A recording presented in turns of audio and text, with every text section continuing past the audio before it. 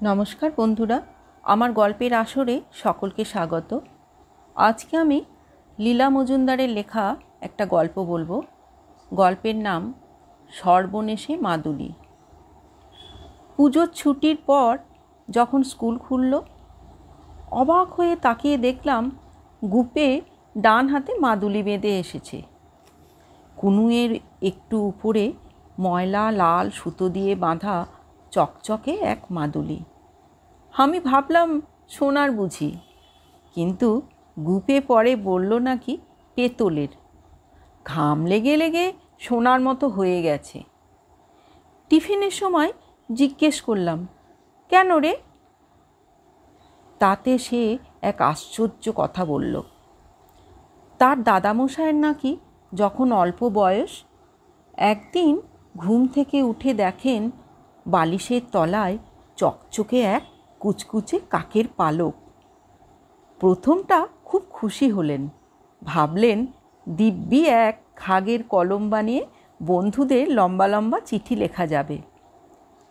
পরে শিউরে উঠলেন, কি সর্বনাশ, কাক যে ছুটে নেই, ইয়ে টিয়ে খায়, তার পালক বালিশের তলায় এলো কোত্থেকে? আর কেউ দেখবার আগেই সেটাকে জানলার শিকের ফাঁক দিয়ে উঠোনে ফেলে দিলেন। কিন্তু কি আশ্চর্য, তার পরদিনও ঘুম থেকে উঠে দেখেন বালিশের নিচে আবার আর একটা কাকের পালক। এবার আর কোনো সন্দেহই নেই, দস্তুর মতো কাক কাক গন্ধ পর্যন্ত পেলেন। দাদামশাই সেই দিনই মাছ মাংস খাওয়া ছেড়ে দিলেন, চুল ন্যাড়া করলেন। পাশের বাড়ির লোকেদের তাদের গাছ কাটা কাঁচিটা 6 মাস বাদে ফিরিয়ে দিয়ে এলেন। গঙ্গা স্নান করলেন। স্নান করে উঠে ঘাটের উপর দেখেন দিব্যি ফোঁটা কাটা তিলক আঁকা জটাওয়ালা গেরুয়া পরা এক সন্ন্যাসী বাবা হাসি হাসি মুখ করে তারই দিকে তাকিয়ে আছেন। দাদামশাই তাকে ঢিপ করে প্রণাম করলেন। অমনি সন্ন্যাসী তার ডান হাতের কুনুয়ের উপর ওই লাল সুতো দিয়ে মাদুলিটা বেঁধে দিয়ে দাদামশাইকে ঘাড়ে হাত বুলাতে বুলাতে বললেন, কুছ ডর নেই বেটা, সাপ খোপ সব কাটিয়ে যাবে। দাদামশাইয়ের ঘাড়ে খুব সুড়সুড়ি লাগা সত্ত্বেও তিনি শুধু একটু কিলবিল করে বললেন, ঠিক আছে, ঠিক বলছো তো ঠাকুর। গলার আওয়াজ শুনে চমকে উঠে সন্ন্যাসী ঠাকুর ঝুলির মধ্যে থেকে সুতো বাঁধা এক চশমা বের করে নাকে পড়েই আঁতকে উঠে বললেন, এ কি আছে রে? আরে আমি তো তোমাকে চিনতে পারিনি, ও মাদুলি পল্টু জমাদার কে লিয়ে বানায়া, দে দো রে বেটা, ও তোমারা নেহি। কিন্তু কে শোনে? দৈবা তমন মাদুলি মানুষের জীবনে এক আধবার ঘটে যায়, তাকে কি অমনি অমনি দিয়ে দেওয়া যায়? দাদামশাই ছপাত করে মালকোচা মেরে দে দৌড়।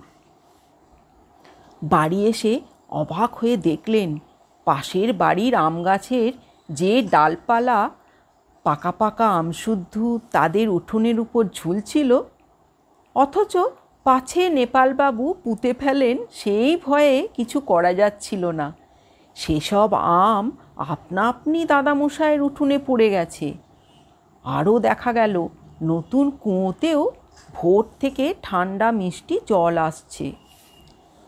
রাত্রে ফেলাদা পুকুরে যে ছিপ ফেলে রেখেছিল তাতে মস্ত এক কাতলা মাছ পড়েছে।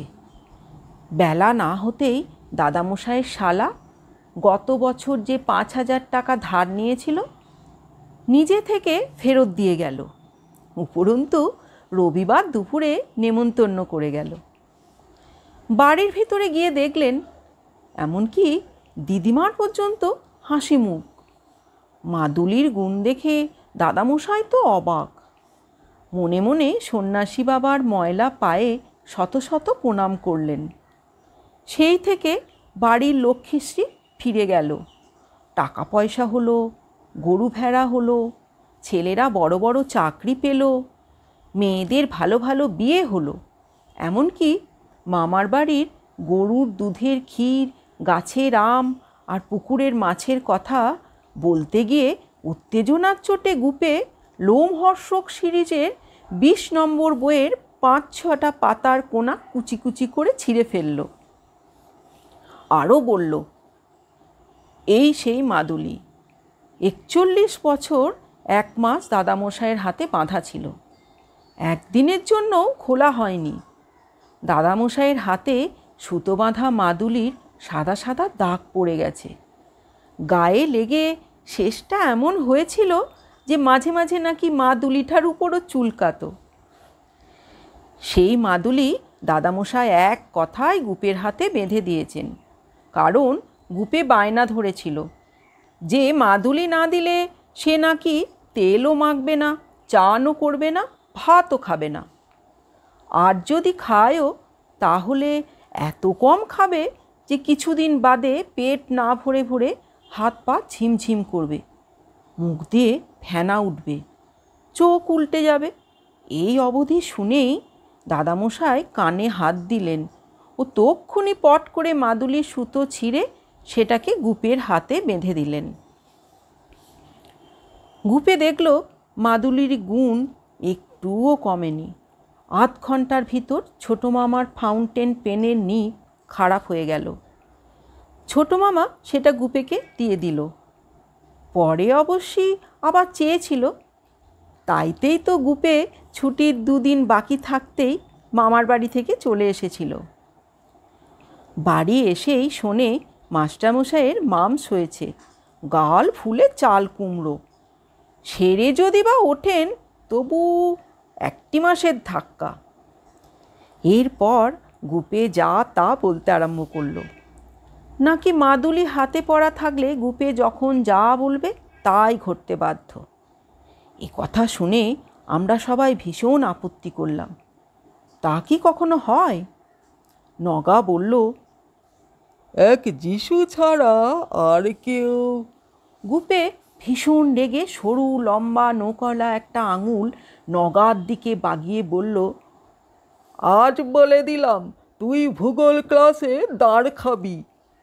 ওমা, সত্যি সত্যি ভূগোল ক্লাসে নগা দাঁড় তো খেলোই, তার উপর কানমোলাও খেলো। এরপর আর কারোর কিছু বলবার জো নেই। গুপে একবার মাদুলির দিকে তাকালেই হলো, সে যখন যা বলে সবাই তাই মেনে নেয়, যখন যা চায় সবাই তাই দিয়ে ফেলে। 3 সপ্তাহ ক্লাস শুদ্ধ সবাই গুপের দৌড়াতে খাবি খেলাম। সে যা খুশি তাই করতে আরম্ভ করলো। এমনকি কালীপদর চুল ছাঁটা পছন্দ হচ্ছিল না বলে সে বেচারাকে ন্যাড়া করিয়ে ছাড়ল। সবাই দিন দিন রোগা হয়ে যেতে লাগলাম। নগার তো প্যান্টেলুম এমন ঢিলে হয়ে গেল যে শেষে তার দাদা তাই নিয়ে টানাটানি, বলে কি না, দেখছিস না, ও আমার, তোর গায়ে বড় হচ্ছে, হয় আমার নয় বাবার। এদিকে যার যা ভালো জিনিস গুপে সব গাপ করতে লাগলো। পেন্সিল, রবার, পেন্সিল কাটা, রঙিন খড়ির বোঝাই গুপের পকেট ঝুলে ঝুলে ছেঁড়ে আর কি। শেষে কিনা সেসব রাখবার জন্য আমার নতুন টিফিনের বাক্সটা একদিন চেয়ে বসলো। তখন আমি বেজায় চটে গেলাম, একটু তোতলামি এসে গেল। মাথা টাতা নেড়ে বললাম, দে দেখ গুপ্পে, দিন দিন তোর বার বাড়ছে। কাল তোর 6 অঙ্ক কষে দিয়েছি, আমার টিফিনের অর্ধেকের বেশি খেয়ে ফেলেছিস। ইংরেজি ক্লাসে ছুরি ফট করছিস, আর তার জন্য বকুনি খেয়েছি আমি। বেশি বাড়ি করিস নে বলে দিলাম। এক নিঃশ্বাসে রাগের মাথায় কথাগুলো বলে দেখি গুপে আমাকে শাপ দেবার জন্য তৈরি হচ্ছে। তার চোখ দুটো ছোট হয়ে আলপিনের ডগার মতো হয়ে গেল। ঢোক গিলে গলা হাঁকড়ে আঙুল বাগিয়ে ক্ষণক্ষণে গলায় বলল, আজ তোর জীবনের শেষ দিন, দিনটা কাটলেও রাত কাটবে না। ক্লাসময় একটা থমথমে চুপচাপ। তার মধ্যে নরেনবাবু এসে গেলেন। আর কিছু হলো না। একটু পরেই আমার গলাটা কেমন যেন শুকিয়ে আসতে লাগলো। নিঃশ্বাসটা কীরকম জোরে জোরে পড়তে লাগলো। চুলের গোড়াগুলো শিরশির করতে লাগলো। পেটের ভিতর কেমন ফাঁকা ফাঁকা মনে হতে লাগলো। বুঝলাম মাদুলির সাপ আমার লেগেছে। কিন্তু পড়া টড়া শুনলাম না, হোম টাস্ক টুকলাম না, ড্রয়িং ক্লাসে বেয়াদুপি করলাম। যার দিন কাটলেও রাত কাটবে না, তার আবার ভাবনা কি? টিফিন বাক্সটা ক্লাসের মধ্যেই নগার হাতে ঠুসে দিলাম। আমি মরি আর গুপে সেটা ভোগ করুক আর কি। ছুটির ঘন্টা পড়লে পর মনে হলো আমি তো গেলাম, যাবার আগে ওই সর্বনেশে মাদুলিটাকে শেষ করে তবে যাব। দেখি গুপেদের পুরনো চাকর ভদ্দু গুপের বই গুছিয়ে নিচ্ছে, আর গুপে দাঁড়িয়ে দাঁড়িয়ে তাই দেখছে। হঠাৎ খুন চড়ে গেল। ছুটে গিয়ে 1 সেকেন্ডে মাদুলিটা কেড়ে মারিয়ে ভেঙে একাকার। তার থেকে অন্তত ধোঁয়াও বেরোনো উচিত ছিল, কিন্তু কিছুই হলো না। গুপে অবাক হয়ে আমার দিকে তাকিয়ে রইল। কিন্তু ওদের চাকরটা হাই হাই করে ছুটে এসে হাত পা ছুঁড়ে বলল, হ্যাঁ, কি করলে? আমার পেট ব্যথার অপার্থ মাদুলি আমি কালীঘাট থেকে 2 পয়সা দিয়ে কিনে এনেছি। আগেই জানি গুপে দাদাকে যা দেয়া যাবে তাই আর কিছু থাকবে না। আমরা সবাই হাঁ করে গুপের দিকে তাকিয়ে রইলাম। তার নিশ্চয়ই কিছু বলা উচিত ছিল, কিন্তু সে অম্লান বদলে পকেট থেকে 2 পয়সা বের করে ভদ্দুকে ছুঁড়ে দিয়ে একটু কাষ্ঠ হাসি হেসে বাড়ি চলে গেল। নমস্কার।